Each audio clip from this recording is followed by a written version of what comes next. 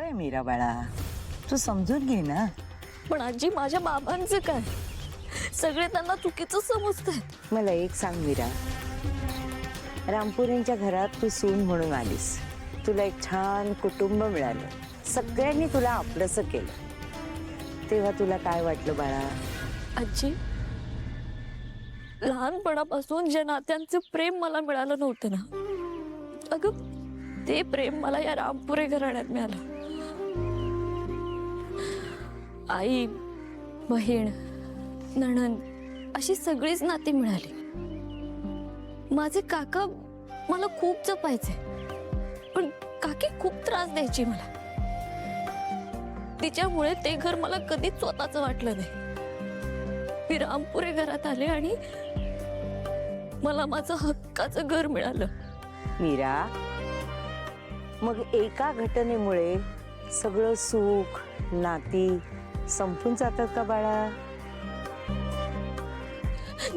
आजी नाही संपत, पण मग सत्य काय आहे हे त्यांना कळत का नाहीये? अगं तेही सगळे तुझ्याबद्दल हाच विचार करत असतील. कुठलंही सत्य कोणाच्याही मताशी बांधील नसतं. सत्याला त्याचं स्वतःचं अस्तित्व असतं बाळा, आणि योग्य वेळ आली ना की ते आपोआप सिद्ध होत. तुझे बाबा किंवा सासू एक कोणीतरी सत्य बोलतं, पण सत्य काहीही असलं तरी तुझी इतर नाती बदलून कसं चालेल बाळा? तुला तुझी नाती जपायला हवीत पोरी. आयुष्यात वादळं येतच राहतात, पण नाती शेवटपर्यंत जपायला हवीत, टिकायला हवीत. हे सत्य तू स्वीकार आणि बाकी सगळं देवी महागौरीवर तू सोडून दे. तिला तिच्या लेकरांची काळजी आहे बाळा. आजी,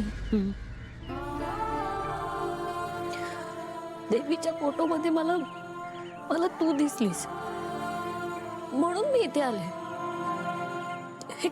हे कसं झालं?